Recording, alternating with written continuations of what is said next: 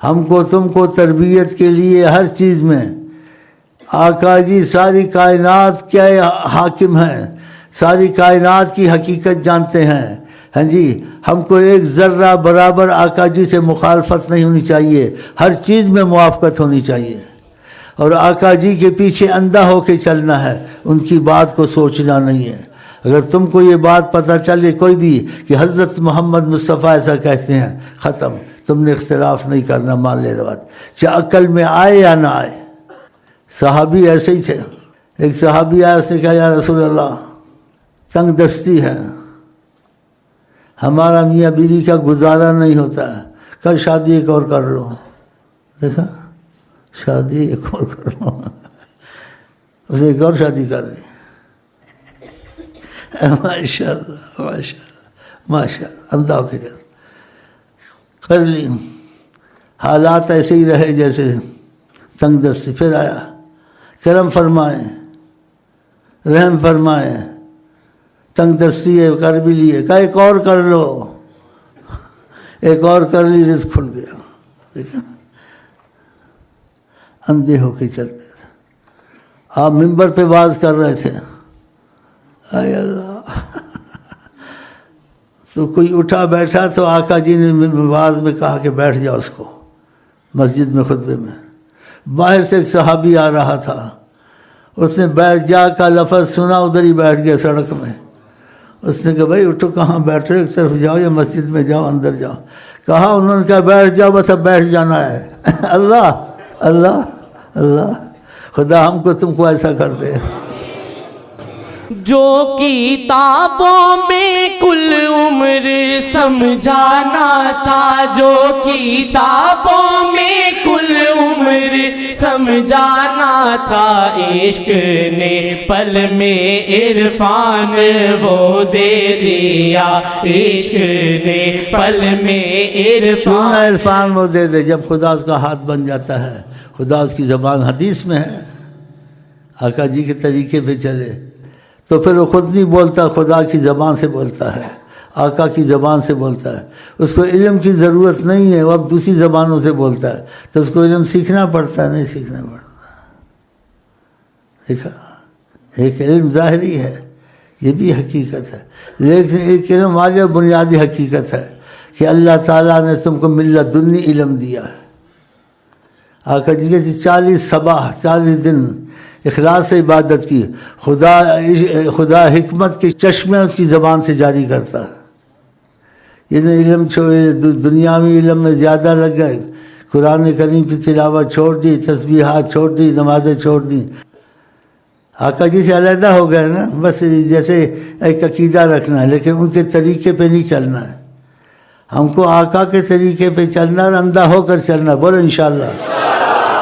رازدان خدا، رازدان نبی، رازدان خدا، رازدان نبی، رازدان خدا، رازدان نبی، عشق نے رازدان راہبر کو کیا، عشق نے رازدان راہبر کو کیا، عشق نے رازدان راہبر کو کیا، عشق نے رازدان راہبر کو کیا، عشق نے رازدان راہبر کو کیا. دیکھو ظاہر بات کہتا ہوں، دعویٰ نہیں کرتا ہوں،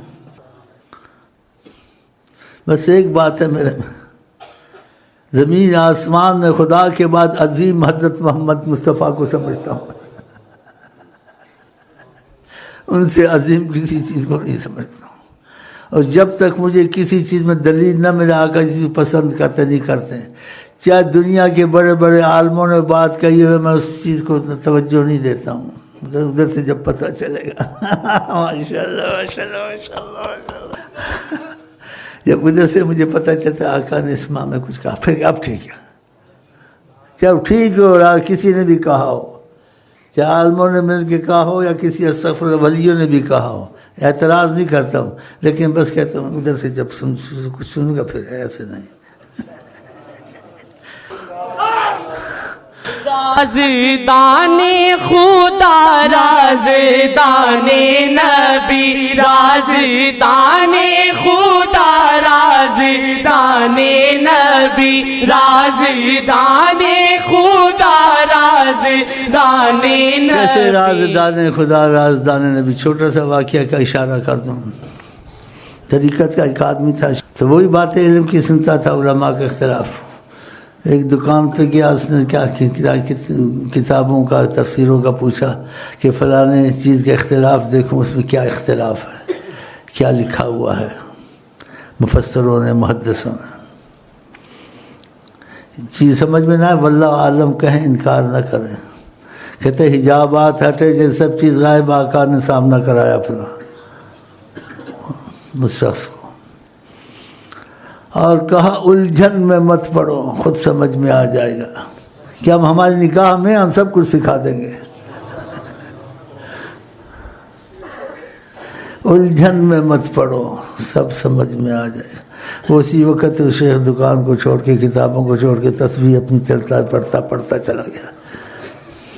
بتاؤ، تو کچھ تو تمہاری سمجھ میں آ گئی ہے کہ اتنی بات غلط نہیں ہے، صحیح ہے طریقت میں، لیکن طریقے کا صحیح آدمی ملنا بہت مشکل ہے، ڈھونڈنا پڑتا ہے.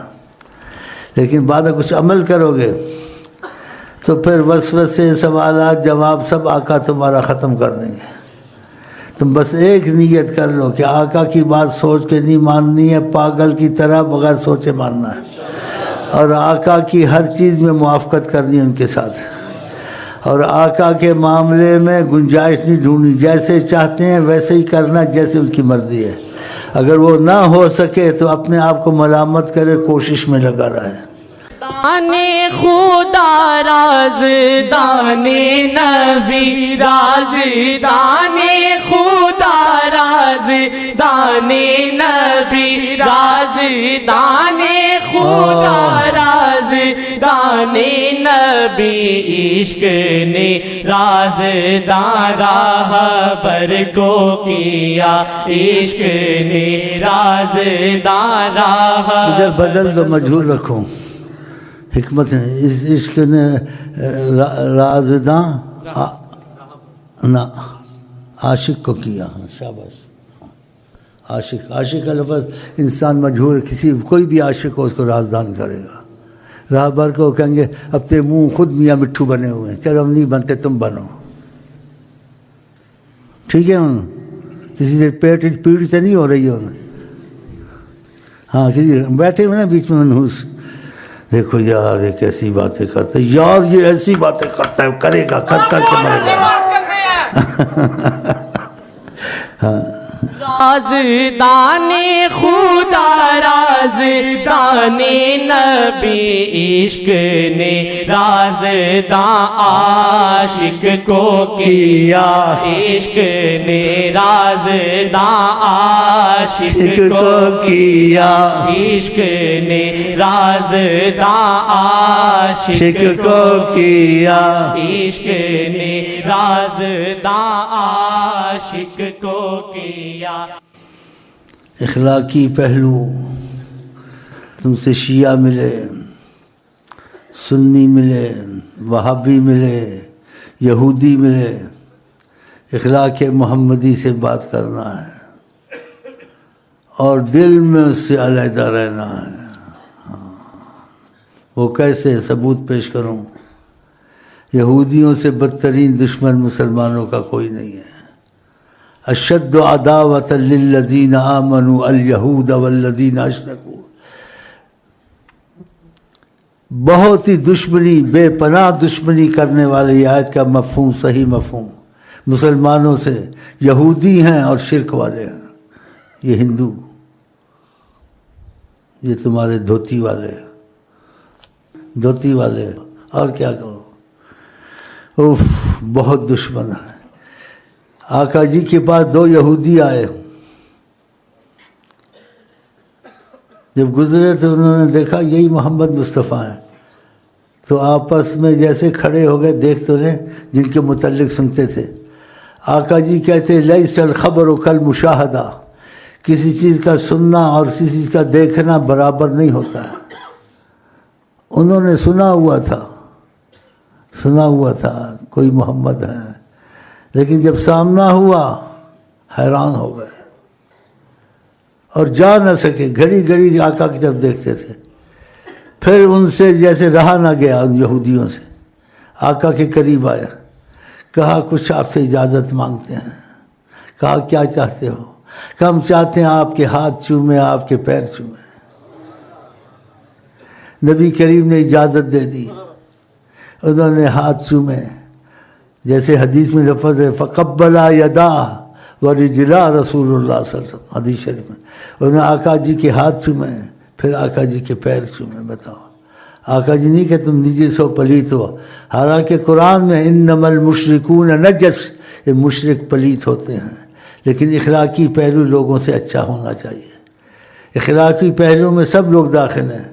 وقولوا للناس حسنا، لوگوں سے حسین باتیں کیا کرو۔ دیکھا وہجرہم ہجرا جمیلا، جمیل طریقے سے دشمنوں کو دور کرو۔ دیکھو جیسے ایک حدیث میں آقا جی نے کہا اِنَّا نَبُثُّ فِي وُجُوهِ اقوام، ہم بعض لوگوں کو دیکھتے ہیں ہمارے دشمن وہ ہوتے ہیں، بغض رکھتے ہیں، کینہ رکھتے ہیں، لیکن ہم ظاہر نہیں کرتے، ہم مسکرا کے ساتھ بات کرتے ہیں، مسکرا کے چلے جاتے ہیں۔